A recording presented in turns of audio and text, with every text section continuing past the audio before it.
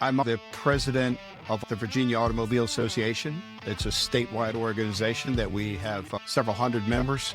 They're all garages, by the way, so they're all shops. We go after anything that's affecting our industry. I have a degree in industrial technology, so it is a degree in shop, as I like to joke. When people started talking about numbers, and I was like, these people are crazy. There's no way they can get that out of their shop. How did you go from accounting to automotive? Once I walked into a shop, I just knew that this was the right spot for me, and I just couldn't see myself sitting behind a desk. Booked a ticket, didn't have a signed purchase agreement or anything on the business yet, and figured we'll see if this is the right choice.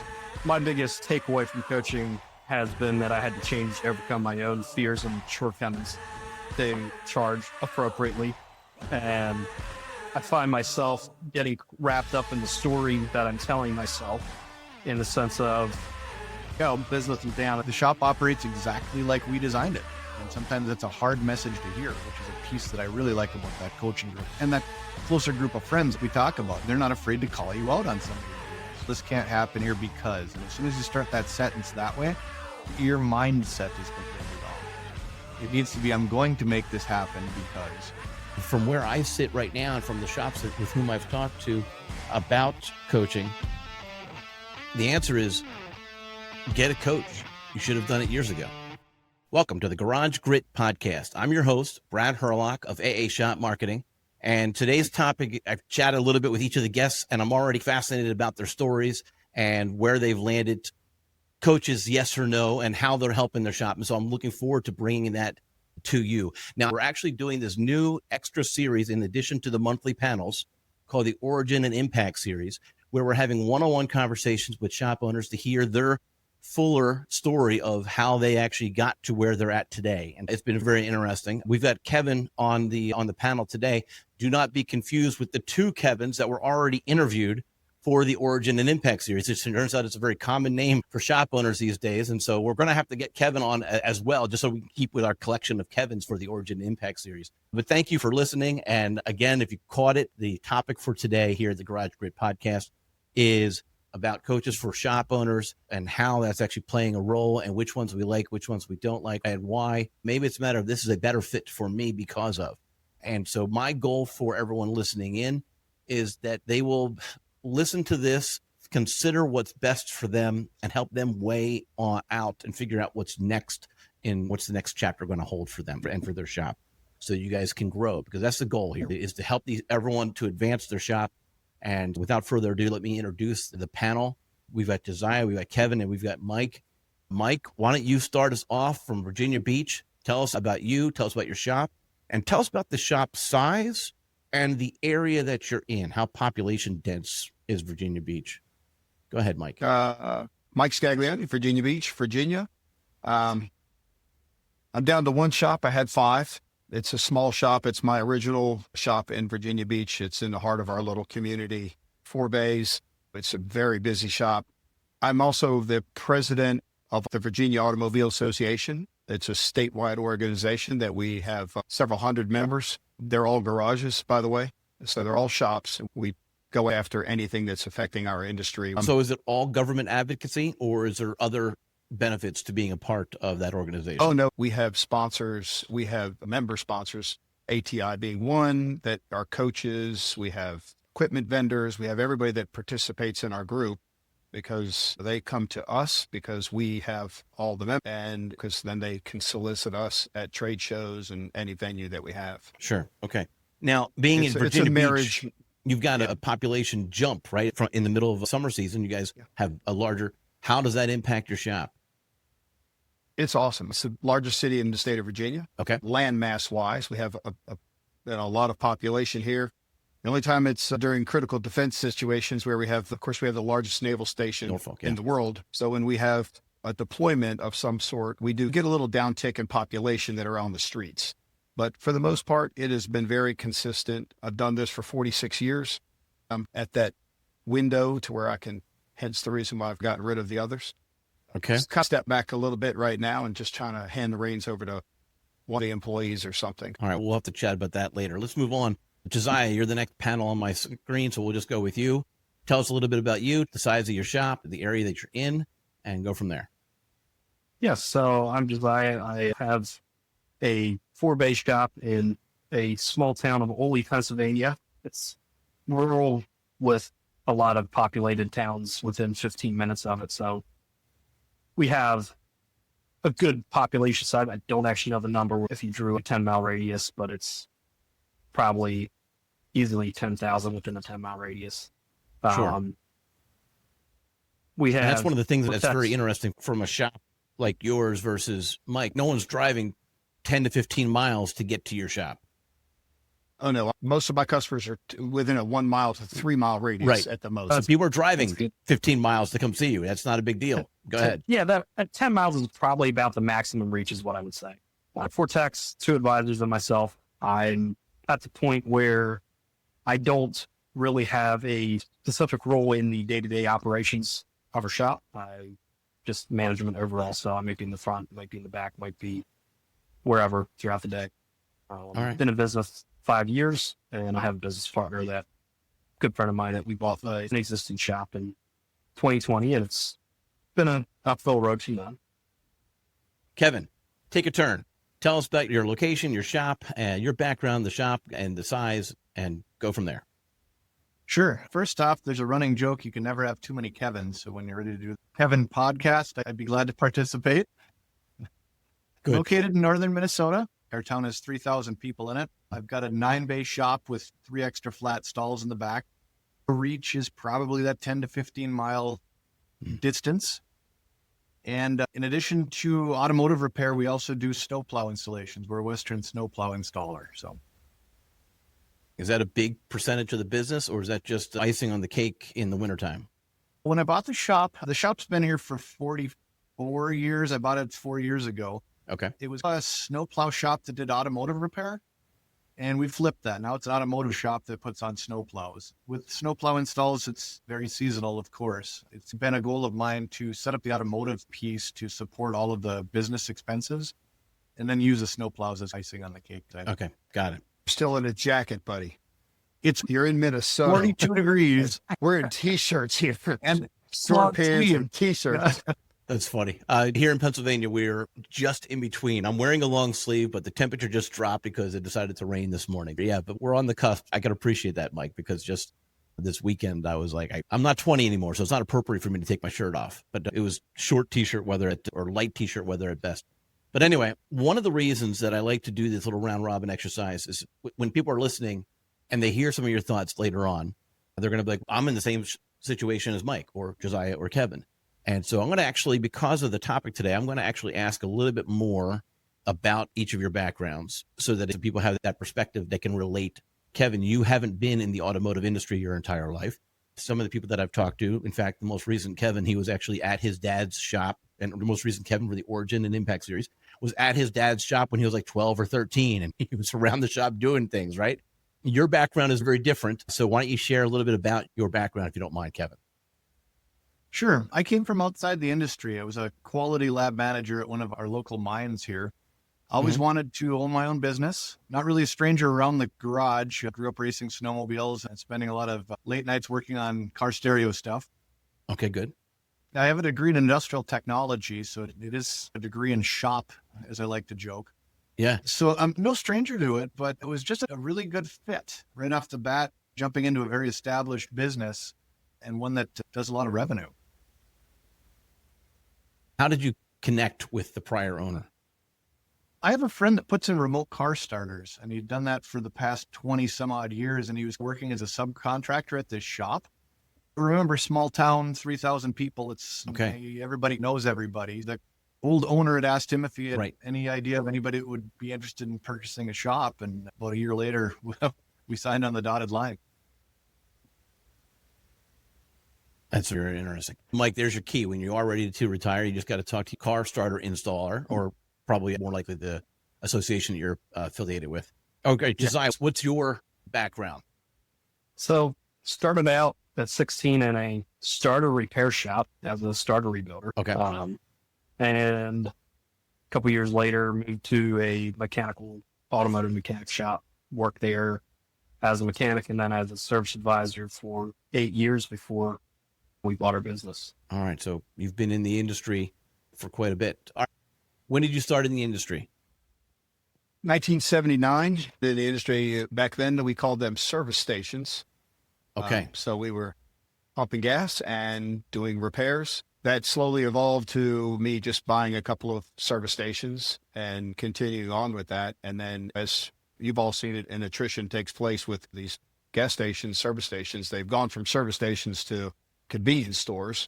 We did have that big flip here in Virginia Beach in the late 80s. Okay. And when they did that, I stepped away and bought a couple of more and then turned them back into shops and literally got rid of the gas pumps. And Right. which was the writing on the wall there. Yeah. So 79, that was years 79. after the whole odd and even license plate gas. Oh, no, we purchasing. did that as well, too. Oh, yeah, I was in there. All right. That is a big show. We had lines of traffic out into the street because one of the locations was in a main drag to Nag's Head. And it was just people were coming in offering you big money to just get 10 gallons of gas. Right. And you were on allocation, so you couldn't sell anything. Right. I know what they're talking about, but I wasn't alive doing it. Back in the day, we had oil embargoes, and when they did that, they blocked all of the oil, and you could not sell gasoline. They would only give you so much. You would either run out, and you wouldn't have any for a week or so, depending on how much allocation they gave you, and then you could start selling gasoline again. But you're in such a high demand for gasoline here, and we've got 500,000 people just in Virginia Beach. That's not counting surrounding cities and in any area. So people they're just passing through our little location. Yeah. And we're a destination point. And so I was young enough I don't remember the details. I was too young to remember the ins and outs of it, but I vaguely recall some of it. And I knew Don't that tell me I'm the old man in this group. but I remember it was odd and even. Was it government mandated as far as how much gas each person could get, or was that based on how many gallons were left at your location? Yeah, we would cap it. After that ended, we then went to gasoline crested over $1 here. Just Kevin and Josiah, we're just going to gasoline crested over $1. We had Tocom pumps out there. Yeah.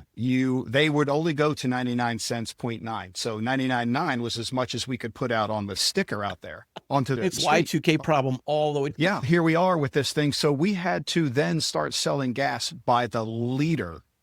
And America was trying to flip us into the metric system. So they pushed it into the liter. So we were selling it by the liter. We just want to learn. We know 4 quarts are in a gallon, but we don't know liters are in a gallon. You try to recite that back to a customer. So they would be like, how much gas did I get? Yeah. And 3.785412. Yeah. And then you'd multiply that all out by whatever they purchased. But we had to do that for years until they updated all the pumps, which was a massive thing. That's so interesting. Yeah, no, here in the U.S., we love the metric system. We have no metric system. Dive community, they do it in the ocean. They tell you to dive down 20, 30 meters. And actually, if you look on like a bottle of water, it actually will say it. And the other thing that's converted into metric is ice cream, because they're trying to hide the fact that they're no longer half-gallon containers. They're 1.5. Yeah, I noticed because I eat ice cream. But anyway, back to auto repair.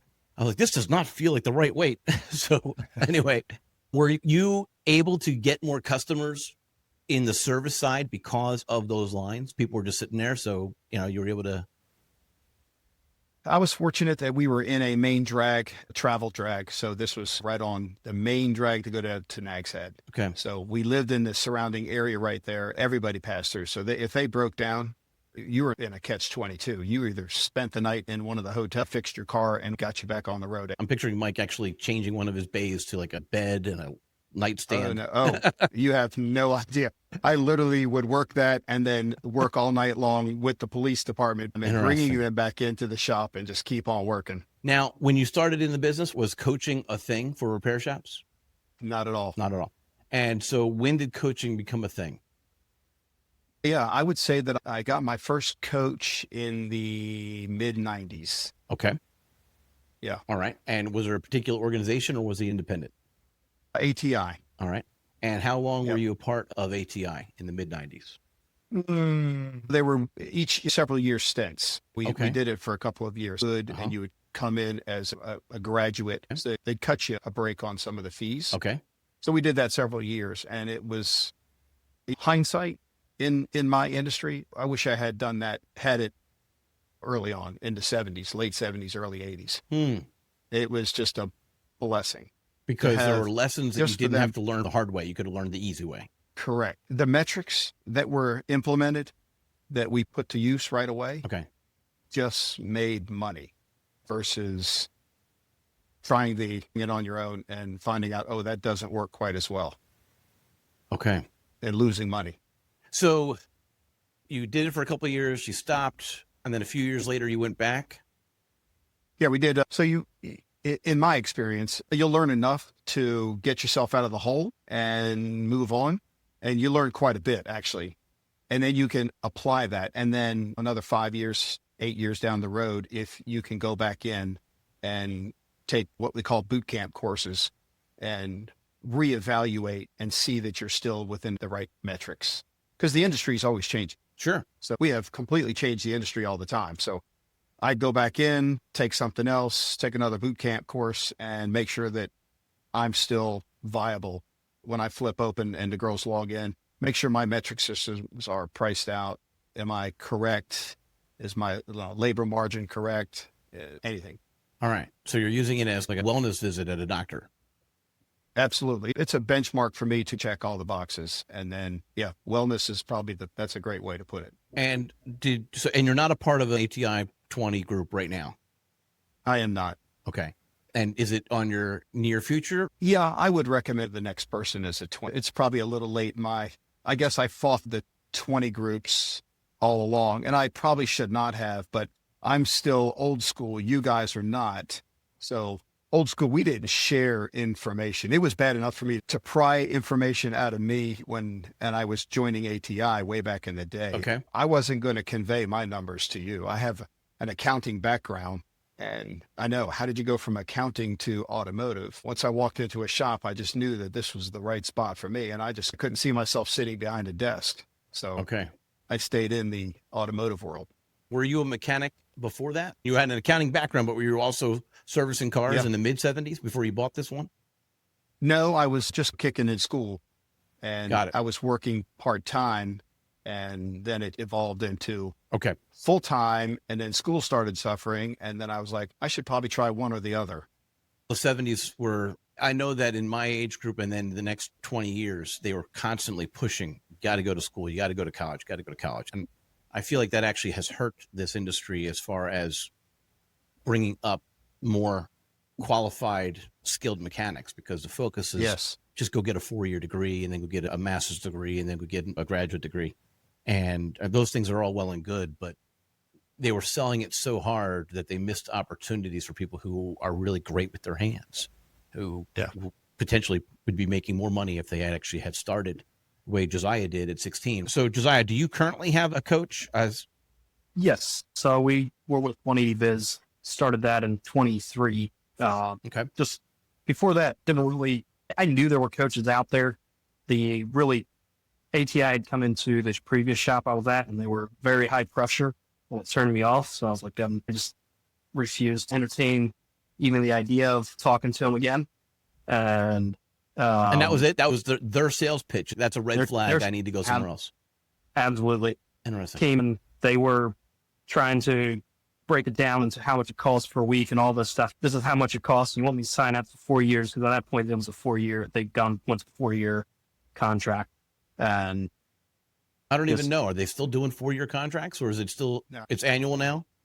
Yeah. Okay. it could have just been the salesperson. Whoever it was, they were very high pressure. They came in they didn't take no for an answer. They came in 3 or 4 times. It's like, now we're not interested.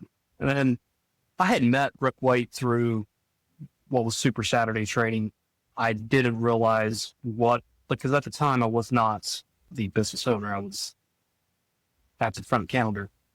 So it was interesting. I was getting more active on Facebook, and Shop Hackers, Shop Fixes Facebook, the public one, popped up, and I was like, join the page, and people started talking about numbers, and I was like, these people are crazy. There's no way they can get that out of their shop. Got onto, at the time, Changing the Industry podcast was pretty fresh, so I was listening to that and started hearing, oh wait, maybe I do need to learn something. And I vividly remember it was in 23, we were working.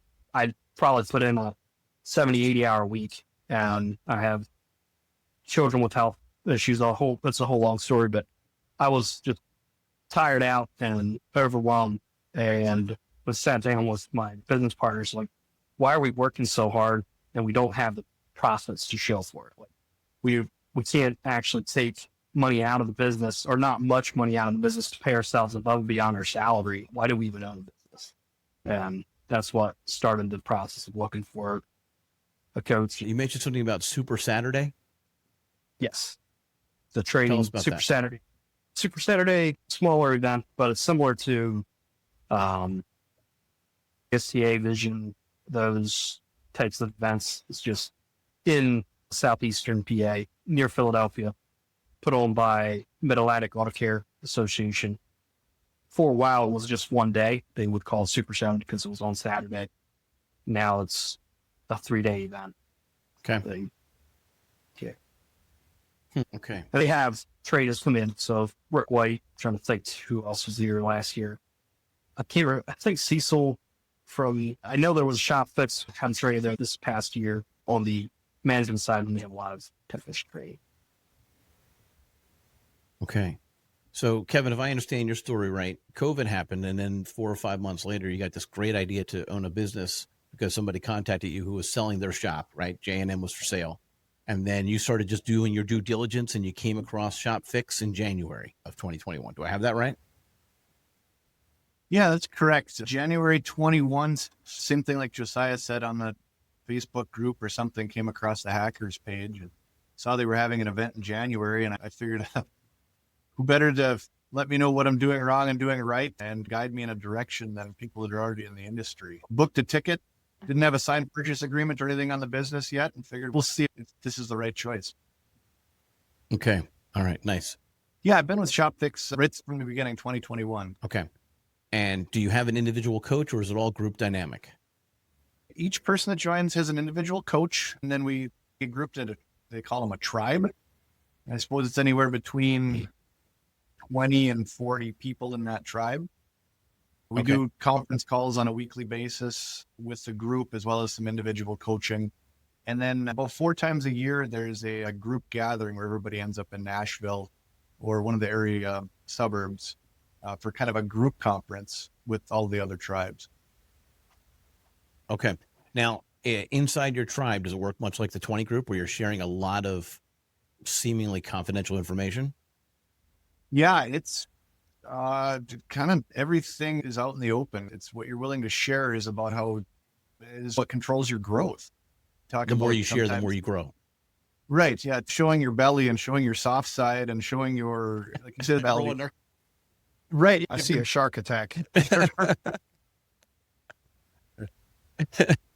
Says the guy from Virginia Beach. All right. Yeah. And with ShopFix, how much time are you spending on a regular basis with your coach on an individual, like one-on-one type conversation? It's usually based on need. What I'm really trying to find out from all three of you real quick is your opinion of how much time.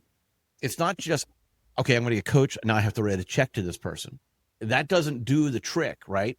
You actually need to spend one-on-one time, and you also need to invest your time in addition to that, doing the learning, and then actually, as Mike suggested, spending the time to apply all that you've learned. So how much commitment, that's really what I'm asking, is how much commitment is involved in ShopFix? Talk to me about your one-on-one time with your coach and how much commitment off of those meetings you're investing in this. Go ahead. Sure. The one-on-one time with the coach kind of depends on demand, where you're at with your shop. When I started, it was weekly. Now it's down to once a month, and that's basically based on kind of the progress of the shop. Your numbers look like, how stable is your shop, things like that. We do a tribe call once a week. So you've got a coaching call once a month, tribe call once a week. And then quite honestly, this group of people that I'm involved with, a lot of them are my friends.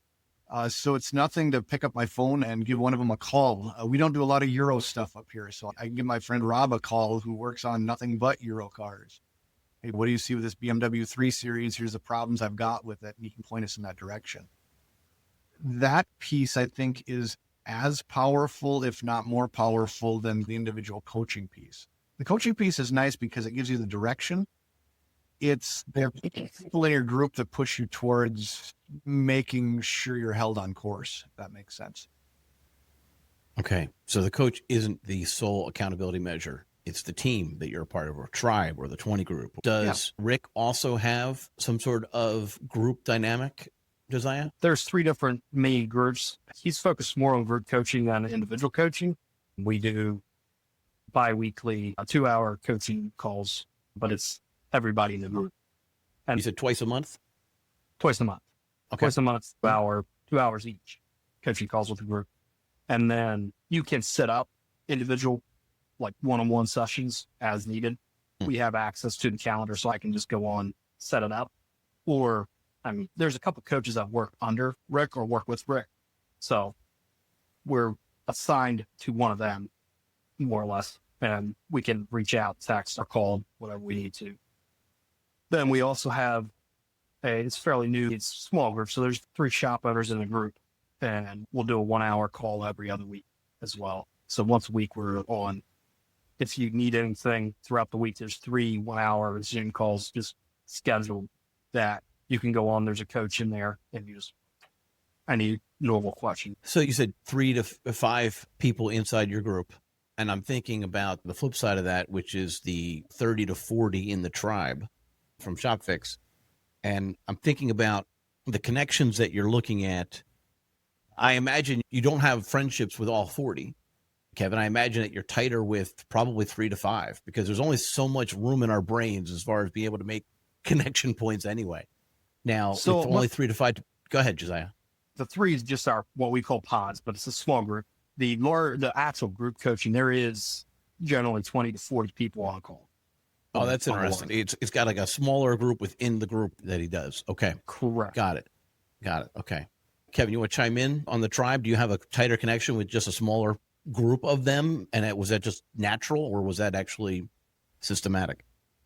No, I think that's pretty natural. And that could be said in just about any facet of my life. You get good friends and you get acquaintances and everything else. And then you have Facebook friends. And so, you kind of gravitate to people who are in similar situations. I'm in a small town. I'm going to probably gravitate towards people that understand the small town thinking that go along with that. I can't fathom some of the pieces of people that have 4 shops on their block. It's mind blowing to me. So that piece is also nice because it gives me a good look at kind of the industry as a whole. Some of the problems they're facing are going to be way different than what I'm facing. Yeah. Mike, I'm sorry, I haven't come back to you in a little bit. I'm not at work. I can be okay. I'm calm. Okay. You mentioned, though, that you weren't a part of the 20s, right? You just had an individual coach. That was a separate dynamic. It wasn't a required piece. Do you have any, maybe in your association with people who are in the 20s, and do they rave about them? Oh, yeah. So there's a lot to be said for it. I'm not even with a coaching group currently, right, stepped away. And ironically, you just talked about Rick White. We just interviewed him in our state organization. So literally, we're going to be probably soliciting his services with our group and have him do a kind of a traveling roadshow, if you will, through the state of Virginia with our guys. And you're right. He said he'll train 1, he'll train 20, 30, 40. It doesn't really matter to him. But I guess the real takeaway is when they talk, we have a business development group locally, just amongst the Tidewater area of our Napa Auto Care centers. So we're all pretty tight knit with that. But you can fall back on any one of our guys. As president of the association, I can call any one of my members. If somebody breaks down in Virginia, I can pick up the phone and find you a shop somewhere that we can get something squared away at a reputable shop. Okay. But when I was young, I should say, you're working 80, 100 hours a week. Life is miserable. I remember the one time that I came into my house and I walked over to my wife, sweating. It was 8, 9 o'clock when I get home because I had a meeting. I put down some pamphlets, some advertising stuff. This is like 95 or something like that. And it was tickets to go to Punta Cana, Dominican Republic. And my wife looked at me and I said, "Do you have your passport?" And she said, "No." I said, "Get your passport because we're leaving." And she was like, "Wait, we can't leave the shop." At the time I had several shops. "We can't leave." And I said, "I don't care what happens. I'll put it back together when I get home. But we are taking time off." It had been years since we had taken a vacation. And I was just like Josiah. I was just working my hiney off, not making any money. or just beginning to make a little bit of money. And I was like, because I haven't really jumped into a training coach group. And then finally, when I got one, game changer, set price matrix, set labor rates, the development of a DVI program. If you haven't done it, the carpet underneath everything that we do. Amen. The DVI programs. Yes. What program DVI are you using right programs. now? We are using Bolt-On. Okay. And we just last night I was interviewing with Auto Vitals. Okay. We're currently using super simple to use. It's just that old analogy, a picture's 1,000 words.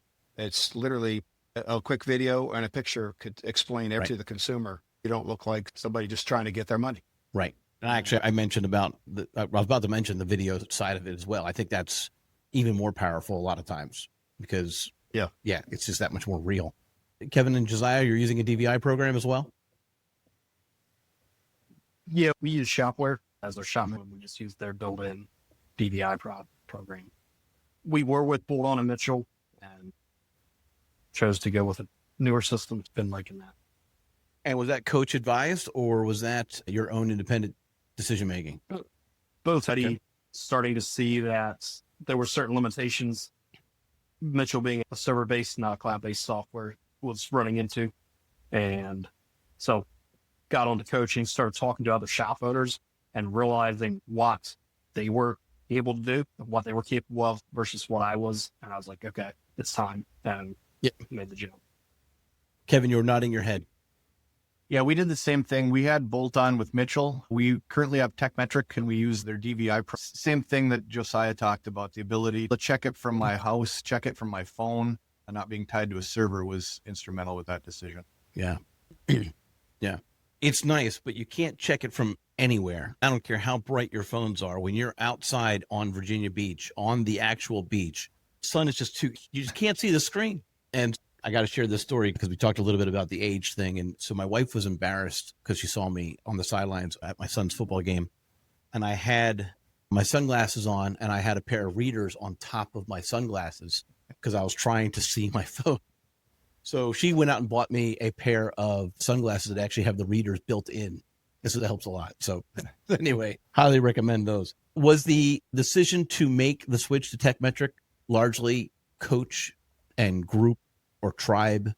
Was you heard from them? They said, this is what you want to use. You probably heard like 6 different answers, no? From 40 people. I looked at different platforms. We've been at TechMetric for 3 years now, so they were up and coming, and it was just the choice for us. I think any of the other, and Mitchell's a very good platform too. I don't have anything negative to say about Mitchell. It's just a matter of that flexibility and then the texting portion and whatever else fit way better into our outlook. I think it's more of a personalized choice. Friends that are on Shopware or any of the other pieces that are out there. So yours was not heavily influenced by your tribe? No, I wouldn't say it was driven by a coach. Okay. All right. Interesting. Now, how do you feel about, and as I'm doing all of the asking of questions to each of you, I want to start encouraging guys to feel free. If you have a thought, if Mike says something like, I'm curious a little bit more, if you guys have some questions specifically for Mike about why he chose to back off. His attitude is coaches are great. You need them. And then you learn all that you can. You take a year or 2 off while you're applying what you've learned. And then you check back in for a wellness visit. Do I have that right, Mike? Yep. Josiah and Kevin, you're not doing that, right? You're in this, second year into the coaching. It sounds to me like you're not making any plans to change that. You're going to stay a part of the groups, the pods, and the tribes. What questions do you have for Mike as far as to learn from his experience with that? Do you think it's ATI specific? My biggest takeaway from coaching has been that I had to overcome my own fears and shortcomings to charge appropriately. And I find myself getting wrapped up in the story that I'm telling myself in the sense of, business is down. It's just because X. It's just because Y. And I move on. Like, how do you keep yourself from doing that would be my question, Mike. So it's keep it simple. I just keep everything simple. I can get immersed into it really quick. We did go with ATI, and I understand they are very high pressure. This was way back in the day, probably when you were born. And they came in, they put it together. It was a 2-year stint, the first one. I feel like I'm kind of like you of probably, I'm in the shop every day. I turn wrenches every day. So I have my finger on the pulse depending on which shop I'm at the time. So I'm running around and I can read the room really quick once I'm in there. And then as long as I set it all up, everything seemed to be, the numbers were good and I could watch everything. It is the one thing with Mitchell that I don't like. I can't see it from my house, which is a negative as far as the ease of operation. And my guys like it. I've always been Napa Tracks, but it's taken them forever to develop their system to be really useful for us. I've been at Auto Care Center since 94. Okay. I don't know. It's easy for me to keep going and then take a boot camp course, step back into it to make sure that I'm still within my means. So you don't find yourself falling into the trap of, okay, everybody's down, the economy is bad, or everyone is down. I'll just tell you that I am so blessed that we've had a thriving business. We're not like you guys in a small town community. We've got population density here. So even during COVID, I never laid off one employee. I kept all my employees. We had a downturn for about a month and a half, and then it literally took off, and we have set new records every year going forward. It's just been the age of a car. They're keeping them longer. They're going to break down. No, it's no big deal. You're going to fix that car. You're not going to go buy and spend $60,000, $80,000, $100,000 on a new car. If I hand you $1,000 ticket, I'm blessed. I have customers that come to me, throw the keys at me, fix my car, call me when it's done.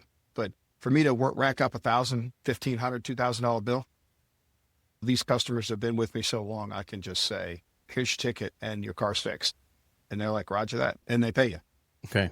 Trust factor's been built. It's a unique situation, but we have such a good community around us. Okay. All right. We do participate in a trade fair for the school trying to recruit, technicians, because we're in such a bad limelight with today's industry.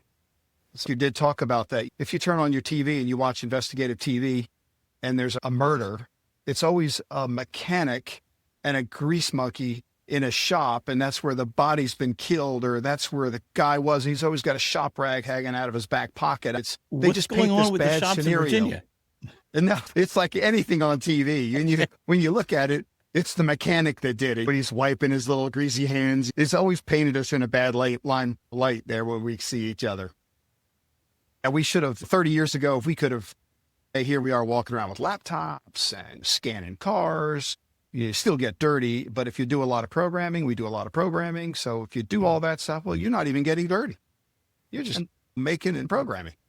I think another thing that has hurt the industry is shop owners that aren't willing to charge appropriately. They don't have the income to pay appropriately. And if you just start doing research on the average income for a automotive mechanic technician, I don't know where it is right now, but it's somewhere in the range of, I think 30 to 50,000 is what will pop up, which I don't have any technician working other than my apprentice working for less than 50,000 a year. They're all making over that. So we call that, our techs are double that. Yeah. But it's called the emotional bank account. It's your emotional bank account as a shop owner. You always get in front of a ticket and you're like, oh man, I can't charge them that much money. When you want to edit it down a little bit or give something away to bring it into something that you feel. But the minute you hire a service advisor who is not emotionally connected to whatever, and you say, here, put this on ticket and this on ticket, a service advisor takes you out of the equation. Right. I stay in the shop, work, and then they broadcast the bill. Then you get on the boat and we go fishing. I'm curious. It's important to have that. Sorry. So go ahead, Josiah. I was just going to say, tell me, not being in the industry, did you have to fight the emotional discounting part of that? It's what held me back and made me work those 80 and 100 hours, because I felt that when I was growing up, if you handed somebody a $250 ticket, oh my God, I would pass that off to somebody. Here, you tell him. I'm not telling him. You tell him. I can't tell this guy how much money he's getting ready to spend. This is late 70s, early 80s. But today, I wouldn't even blink an eye to my customers for $200, $300, $500. Your car's done. Where's your checkbook? Where's your credit card? Right. But as you pointed out, you're not the one actually having that conversation. It's a service advisor. Oh yeah, I call. Whenever one of my service advisors, if they're like, okay, I built the ticket, I'm like, give it to me. Just hand me the phone. Let me talk to him real quick. And I'm like, hey man, yeah, it sucks to be you, but your car is going to be X amount of dollars, but we'll have it fixed today. Yep. And fix my car. All right. I'm sorry, but I Tell want to you, jump I'm in in here. I want to, because we just said that you had emotional discounting, right? And then Oh you yeah, brought in this the was service way back advisor, in the and now it's day come when full I circle first- where your service advisor is being trained by you to not be emotionally attached. Yeah, they're already trained. They come to you already trained up and you just school them in selling jobs. So I'm the problem. I, as the shop owner, was the problem early on because I had the emotional bank account and I couldn't see myself. I had to discount. I felt like I had to discount something every time. And then once I got the coaching and he said, nope, you need a service advisor. You can't do and you can't be everything. So back in the day, we would work in a service station and you would turn wrenches on a car, run outside, pump some gas, come back up front, run the tickets, do whatever you wanted to do. Today, it's not like that anymore. So let the service advisors handle everything. It's going to be important that you've got the right service advisors in the equation. Kevin, I'm Absolutely. curious, did you purchase a shop that was already existing? It's somewhat a common story, especially in a small town, that your predecessor was also with their own emotional bank account. Was that an issue? Did you have to bump prices? Were you coached to bump prices when you first took it over in 21? When I took over here, the previous owner had several 20 groups prior to this. I think he was with Elite for a while. Okay.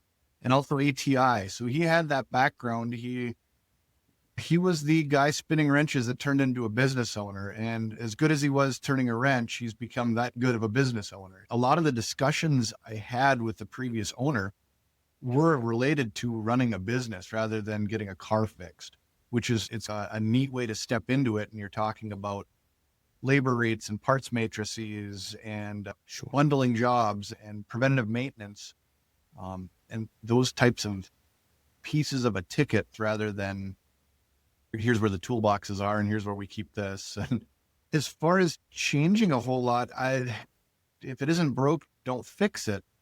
The coaching piece came in basically for me, and I think Mike touched on that. He said that the owner's the problem. Fix the owner, fix the shop, right?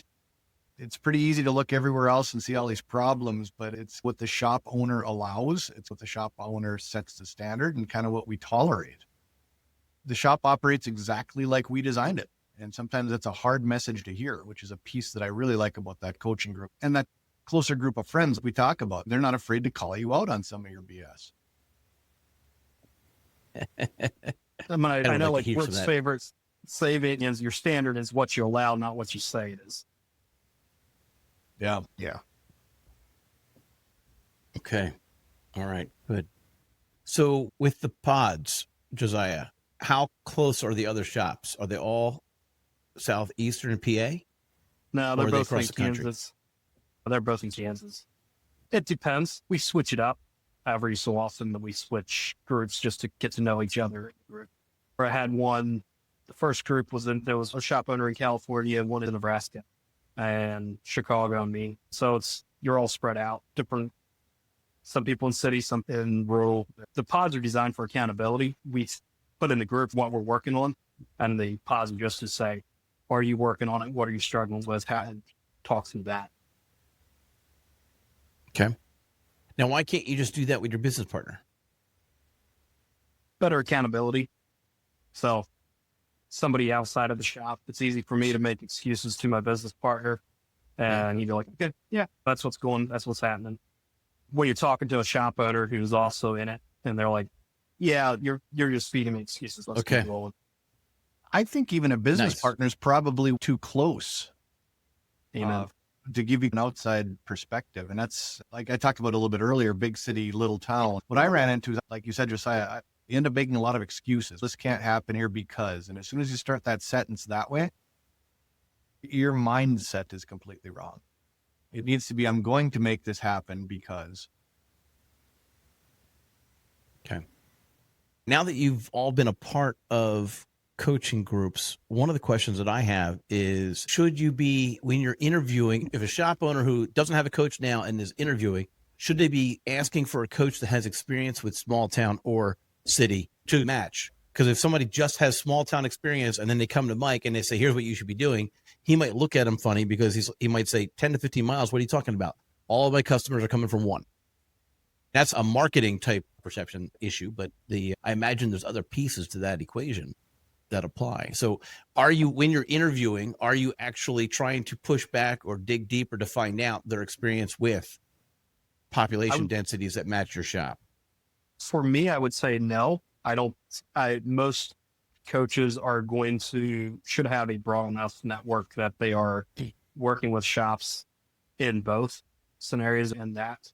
I don't know how each individual group works. I don't know if some groups have coaches that are more fine-tuned to rural or not. I don't see that it being as big of a deal. A little bit of the minutia of how you do it, but it doesn't really change the broad picture of how you run a shop.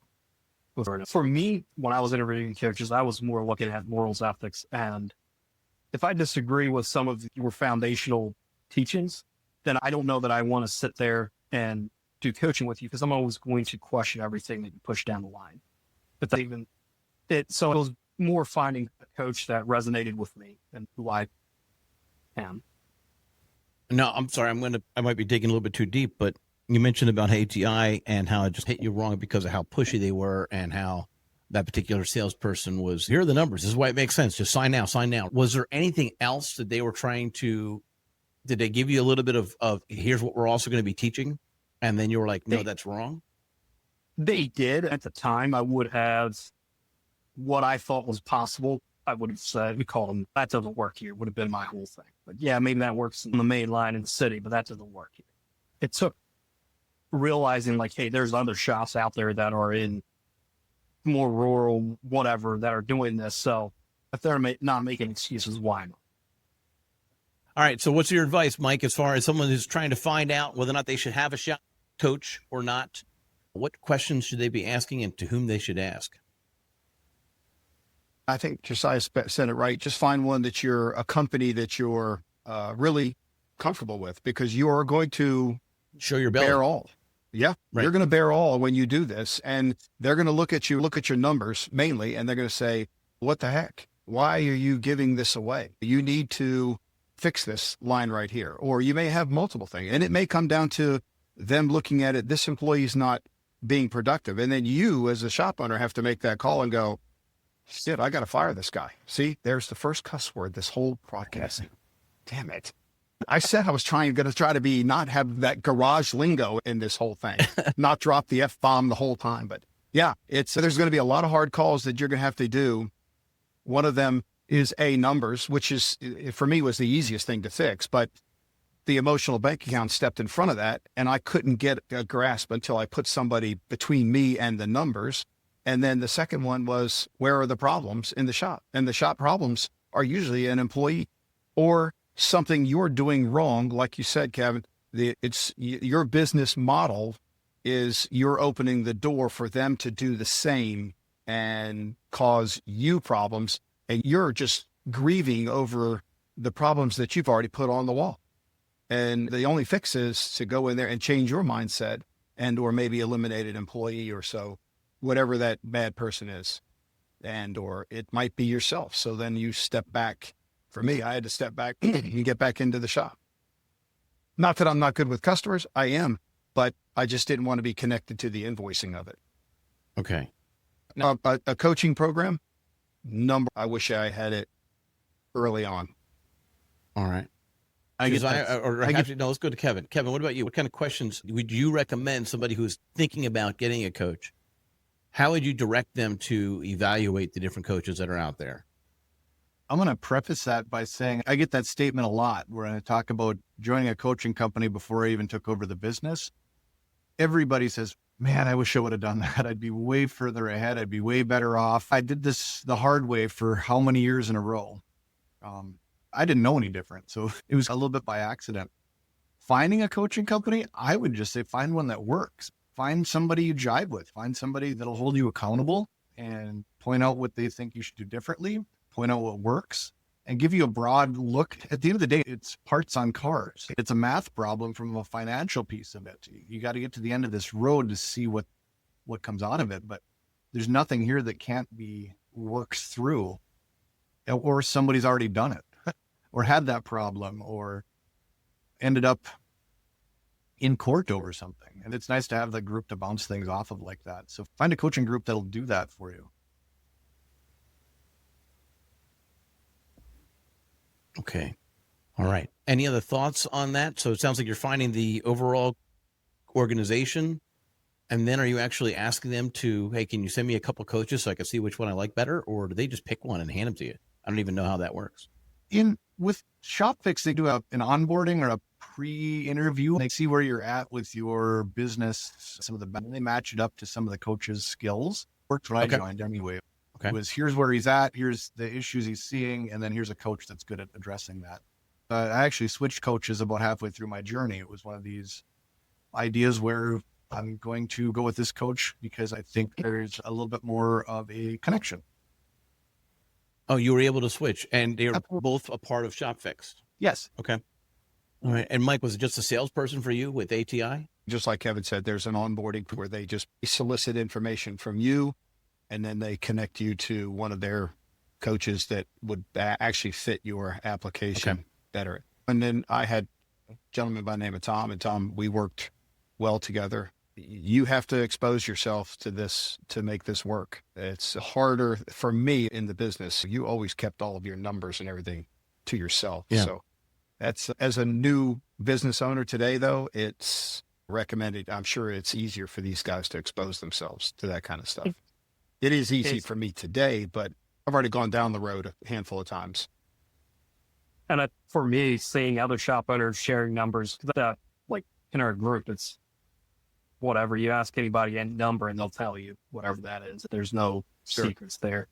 It's just seeing that modeled out. It was easy to be like, okay, this is where we're at. So it's embarrassing at times because you're looking over at somebody else and they're way, way ahead of you.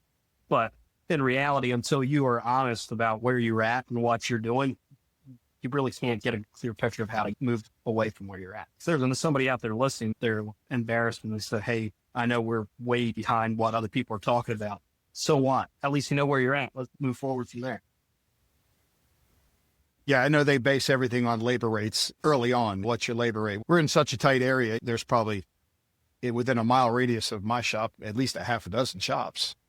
But you can't do any colluding to find out what their labor rate is, but you can ask, and they solicit all the time. Hey, what's your labor rate? Was it $100 an hour, $150 an hour, $200 an hour?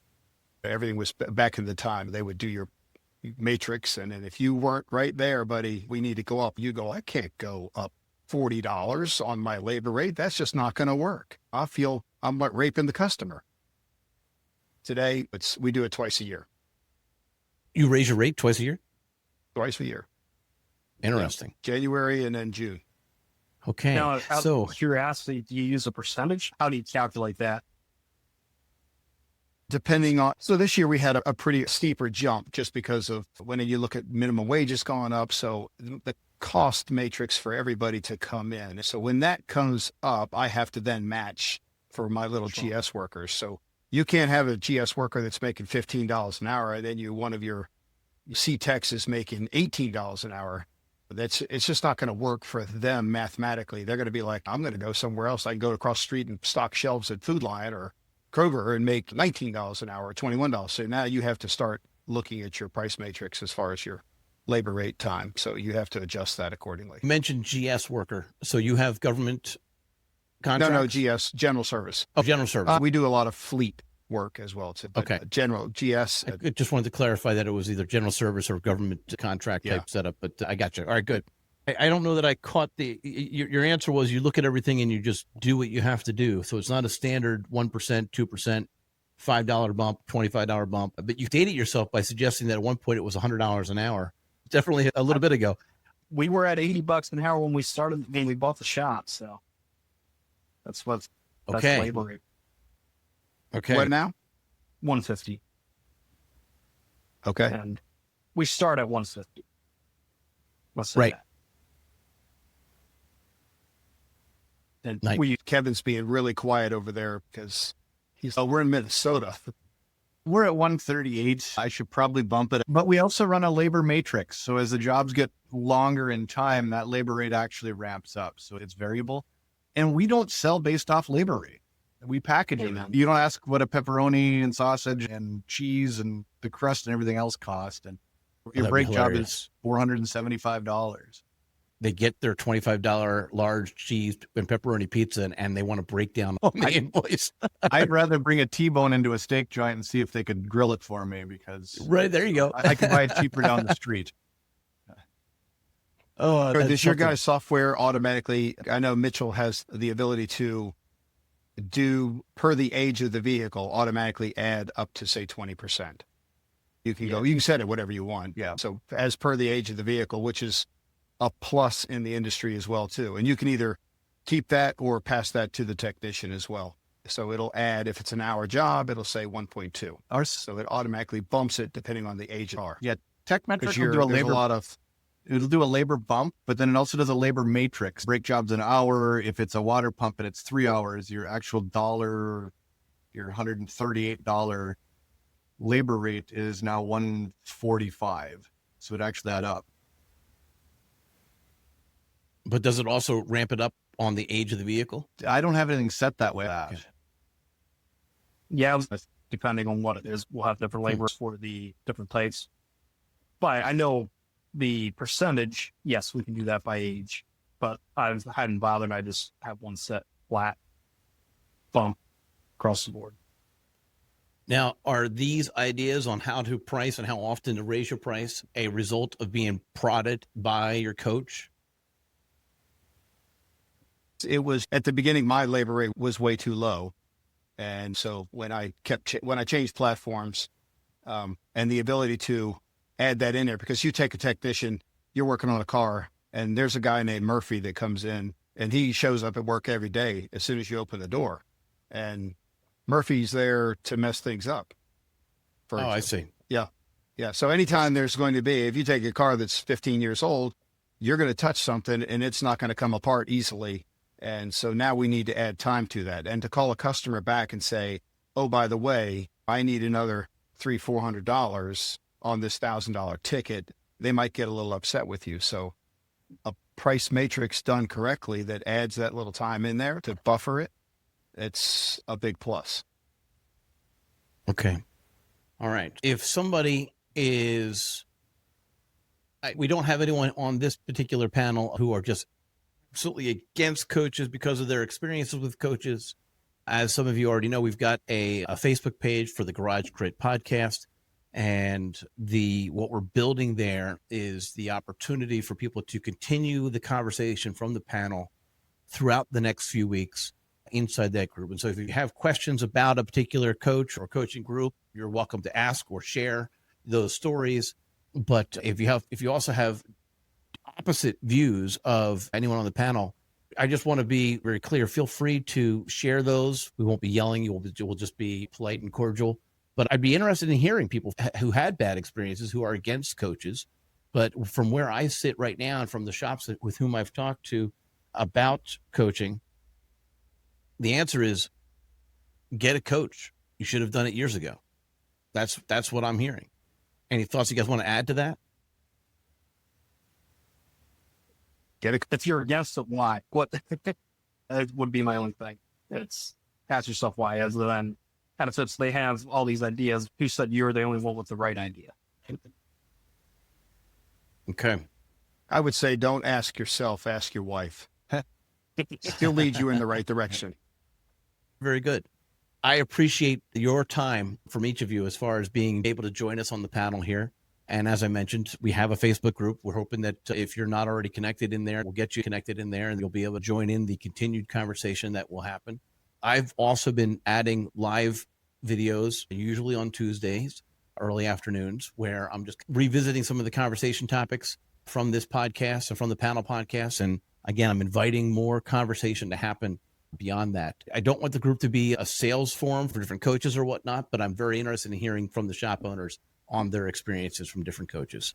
And so also, if you switch from one coaching group to another and now you're loving Elite, or you're loving Rick White, or you're loving Shop Fix or ATI, then I want to hear from you as well. Thank you for each of you for your time. As you probably already know, this podcast is paid for by AA Shop Marketing, a digital marketing company. And it's also the premise of the podcast, and that marketing company specifically is to help as many shops as we possibly can to grow and develop. Thank you very much. Have a great day. I'll see you in the Facebook group.